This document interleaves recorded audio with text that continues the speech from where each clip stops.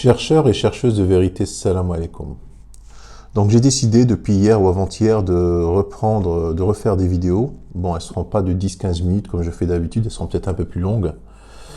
Là pour le moment, je m'arrête sur ce qui se passe en ce moment, c'est un débat national. Donc moi, je précise que je ne suis pas là pour faire de la politique, hein, mais pour vous montrer un petit peu, parce que moi mon rôle sur YouTube, c'est de montrer les dérives et les mensonges qui ont été accumulés et comment que le musulman sunnite, comment il se comporte et comment il est refoulé et maudit par Allah lui-même, comment il est refoulé et refusé dans toutes les sociétés, et que la France a du mal aujourd'hui. Il faut comprendre que la France est l'un des pays dans le monde occidental, dans les démocraties modernes, c'est l'un des pays où il y a le plus de musulmans. Donc c'est la deuxième religion de France. Et ils auraient peut-être, s'ils étaient peu nombreux, les musulmans sunnites, j'ai bien dit les musulmans sunnites, hein, s'ils étaient peu nombreux en France, ça aurait été vite réglé, parce qu'il y a eu une secte dans les années 80-90 qui s'appelait la secte du soleil, où il y a eu des gens qui se sont suicidés. Elle était basée en Suisse. Et la France a purement et simplement interdit cette secte en France. Il y a des sectes qui ont été interdites, hein. Mais on ne peut pas interdire une secte aussi grande que celle de la secte islam sunnite. Parce qu'il y a beaucoup de musulmans en France et on ne peut pas interdire cette pratique. Mais on essaie de le combattre par d'autres moyens politiques, mais on a du mal à s'y... Bon, on voit que le président est très soucieux, il veut régler le problème, idéologiquement parlant, parce qu'il existe la guerre du terrorisme, qui est une guerre menée sur tous les fronts. Il y a la guerre contre le terrorisme lui-même, donc avec des armes. Il y a la guerre contre le terrorisme qui peut être aussi idéologique, une guerre idéologique. Et c'est ce qu'il est en train de mener. Mais le problème, c'est que on ne peut pas combattre une idéologie en interdisant certaines choses et en établissant un dialogue avec des gens sectaires. Quelqu'un qui est sectaire, c'est quelqu'un qui est convaincu, qui est dans le droit chemin, qu'il a raison, et que les autres sont tous des mécréants. Et tu ne peux pas lui expliquer que l'islam, ta religion, est une religion qui nuit à la République et qui est une religion qui ne peut pas s'adapter à toutes les cultures et surtout à la démocratie française. Il faut comprendre que le Coran est un livre universel, que Allah l'a envoyé à toute l'humanité et que c'est un livre qui s'adapte à toutes les cultures, à toutes les civilisations, à toutes les époques. Le problème, c'est que les sunnites sectaires, eux, leur religion ne s'adapte nulle part, même pas dans leur propre pays. Donc c'est une religion qui est, comme je vous ai lu hier dans le live, c'est comme un arbre pourri. Quand il pousse dans un pays, il ne donne que des fruits pourris. Et là, on voit que le président Macron est soucieux de l'avenir de son pays, de notre pays, parce que moi aussi je suis français, donc je peux être aussi soucieux. Avant de commencer, je veux juste revenir sur les mots. On parle souvent de laïcité. Ça fait 2 ans et demi qu'on me dit, Monsieur le Président de la République, faites-nous un discours sur la laïcité. J'ai parlé une bonne 50aine de fois, au moins plus, de laïcité. Le problème que je viens d'évoquer à l'instant, celui que nous vivons, n'est pas celui de la laïcité. C'est une faute de sens très profonde. La laïcité, c'est dans notre République la possibilité de croire ou de ne pas croire. Librement. Donc vous voyez, ça c'est dans le Coran. Tandis que les sunnites, pour eux, si tu ne crois pas, tu es un mécréant. Si tu ne crois pas à leur dogme, à leur religion sunnite, tu es un mécréant. Pour eux, le chiite est un mécréant, le coraniste est un mécréant, le français est un mécréant, tout le reste sont des mécréants. Alors que quand tu lis attentivement le Coran, tu t'aperçois que le mécréant, c'est le sunnite lui-même. D'accord ? Donc là, le président, ce qu'il dit, c'est compatible avec le Coran, et le Coran est compatible avec son discours jusqu'à présent. Tandis que l'islam sunnite n'est pas compatible avec la pensée occidentale. Mais le devoir absolu de respecter les lois de la République, quelle que soit sa religion. C'est, de ce fait, la neutralité des services publics, que nous avons. C'est qu'en tenant d'une religion ou d'une appartenance, on veut se séparer de la République et donc ne plus en respecter les lois. Et donc qu'on menace la possibilité de vivre ensemble en République, à cet égard, qu'on en sort soi-même, mais qu'on menace la possibilité pour les autres de le faire. C'est pourquoi notre ennemi est à ce titre le séparatisme, c'est-à-dire ce phénomène que nous observons depuis des décennies, qui est une volonté de quitter la République, de ne plus en respecter les règles, d'un mouvement de repli qui, en raison de croyances et d'appartenance, vise à sortir du champ républicain. Et ça n'est pas acceptable. Dans la République, on ne peut pas accepter qu'on refuse de serrer la main à une femme parce qu'elle est femme. Ça, c'est pas coranique. Hein. Dans le Coran, personne ne t'interdit de faire la bise à une femme ou de lui serrer la main. Dans la République, on ne peut pas accepter que quelqu'un refuse d'être soigné ou éduqué par quelqu'un parce que c'est une femme. Dans la République, on ne peut pas accepter la déscolarisation pour des raisons religieuses ou de croyances. Dans la République, on ne peut pas exiger des certificats de virginité pour se marier. Dans la République, on ne doit jamais accepter que les lois de la religion puissent être supérieures aux lois de la République. C'est aussi simple que ça. Donc voilà, donc vous voyez, il est en train de combattre une idéologie sectaire, et il le dit donc à mi-voix parce qu'il ne veut pas choquer les sensibilités des gens. Mais en réalité, c'est légitime, c'est un peu normal. Il est en train de combattre, même dans les pays musulmans, qui sont eux-mêmes les garants de la religion. Dans les pays musulmans, ils ont combattu, quand il y a eu l'apparition du terrorisme, ils ont combattu certaines idéologies sectaires. Ils ont interdit certains hadiths à l'école, et ils ont interdit certaines pensées parce que c'était contraire à la sécurité nationale. Donc c'est un peu légitime et normal que le président Macron aussi se préoccupe du vivre ensemble et de la paix sociale dans son pays. Donc il est un peu normal qu'il essaie de montrer, mais c'est un peu délicat chez lui parce qu'il ne faut pas qu'il stigmatise une communauté. Bon, moi, je dirais pas la communauté musulmane, c'est une communauté hadithiste sectaire, c'est comme ça que je les appelle. Je répète, une communauté hadithiste sectaire. Lui, il peut pas dire ça à la télé. Il peut pas dire ça, mais moi, je le dis.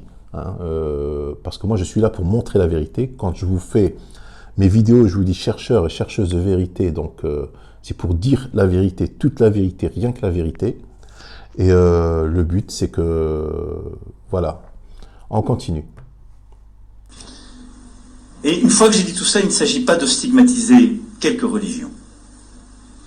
Et ce que nous avons à faire n'est pas, comme j'ai parfois entendu chez certains, un plan contre l'islam. Ce serait une faute profonde. Il y a des millions de concitoyens, françaises, français, qui croient, qui ne croient pas. Des millions qui croient dans l'islam et qui vivent selon les lois de la République et qui veulent vivre comme citoyens français. Ce que nous devons combattre, c'est ce séparatisme que je viens d'évoquer. Voilà, donc il ne veut pas combattre l'islam parce qu'il y a des musulmans en France, mais il veut combattre cette idéologie qui est contre la République. En gros, c'est ce qu'il est en train de dire, qui est contre les principes de la République.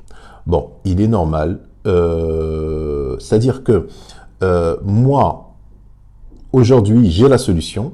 Le problème, c'est que cette solution n'est pas praticable. La solution là, Allah, le jour où il a envoyé Mohammed à son peuple, c'était cette solution qu'il a mis en pratique. C'est-à-dire que quand eux, ils étaient dans une religion sectaire à la base, ceux qui entouraient le prophète, eh ben, ils ont voulu le tuer. Lui, il a fait la guerre contre eux, et à la fin, Allah, il a dit, combattez les mécréants jusqu'à ce qu'il n'en reste plus. C'est-à-dire dans sa société. Pas après sa mort, hein, parce qu'après sa mort, il n'y avait plus de djihad possible. C'était dans sa société. C'est-à-dire que la cohabitation effective entre hadithis sectaires ou des gens associateurs et des gens laïcs ou bien des gens croyants est impossible. Parce que quelqu'un de sectaire, il cherche à que sa religion prédomine et semer en fait la corruption sur terre, selon son dogme à lui. Donc, lui, le prophète, il a fait que obéir à Allah et il a rendu sa société purement croyante, donc soumise. Et en gros, elle n'a pas survécu longtemps, hein, parce que tout de suite après, les mécréants sont revenus à la charge, 60 ans après, et ils ont repris le contrôle, et puis voilà. Donc, revenons à la France. La France est un pays laïque, d'accord, d'une culture judéo-chrétienne.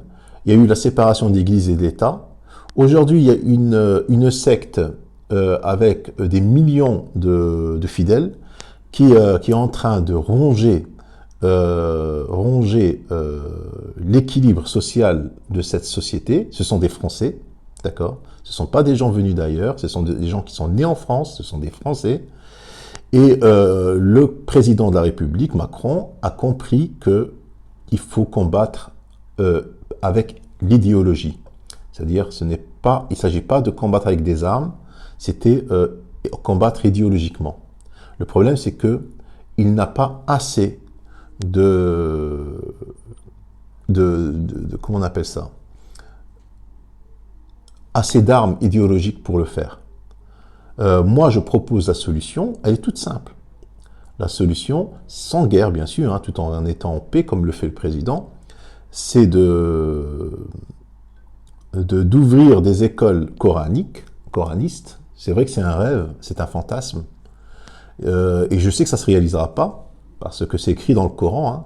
Allah, il t'a dit dans le Coran que jusqu'à la fin des temps, hein, les croyants seront très peu. Hein, ce sont des minorités, ce sont presque des gens invisibles. Jusqu'à la fin des temps. C'est-à-dire que les mécréants existeront. Si Allah l'aurait voulu, ils n'auraient pas existé. Mais ils existeront. Quand je parle de mécréants, je parle des sunnites, bien sûr. Ils existeront jusqu'à la fin des temps. Donc, on va parler d'une manière théorique. La meilleure façon de combattre, comme il appelle lui le séparatisme islamiste, donc ils ont voulu interdire des imams venus d'ailleurs. Ben, ça ne marchera pas parce qu'avec l'ère d'Internet, les gens aujourd'hui, ils vont sur Internet pour avoir des informations. Ce qui se passe dans les pays arabes, par exemple. Il veut aussi que dans les écoles, on enseigne l'arabe, et puis l'arabe, les gens, ils préfèrent les mosquées. Donc, il y a beaucoup de choses il suffit juste de supprimer les hadiths et de lire le Coran de manière coranique. Et je sais que ça, c'est impossible à l'échelle nationale. Donc, il suffit juste de faire ça pour éradiquer définitivement ce poison de cette secte sunnite. Il faut comprendre que maintenant, avec l'arrivée des Syriens, ils ont une grande majorité qui sont chiites. Ils ont beaucoup de gens qui sont chiites, qui arrivent maintenant en Europe. Donc ils n'auront plus dans les bras que la secte sunnite, ils auront aussi la secte chiite, qui est aussi une secte qui est en train de prendre de l'ampleur en Europe. Donc c'est pas pour faire peur, mais c'est une réalité. Donc la meilleure façon, c'est de suivre le Coran seul pour les musulmans. Et de cette façon-là, on sera compatible à 100% avec toutes les républiques du monde, toutes les sociétés à toutes les époques. Il faut comprendre que le Coran est un livre qui est envoyé à l'humanité tout entière jusqu'à la fin des temps. Elle est compatible avec toutes les époques, toutes les sociétés et toutes les civilisations. Donc voilà. Donc je ne vais pas montrer le discours du président qui dure 1h08. Si vous voulez, vous regardez son discours. Mais moi, si maintenant, demain, on me proposait de trouver des solutions, je sais que ça va être... c'est impossible, je sais que c'est impossible. Des solutions, moi je dirais, la solution est toute simple. C'est que vous mettez à la poubelle tous les livres des hadiths et on relit le Coran de manière pragmatique, de manière saine.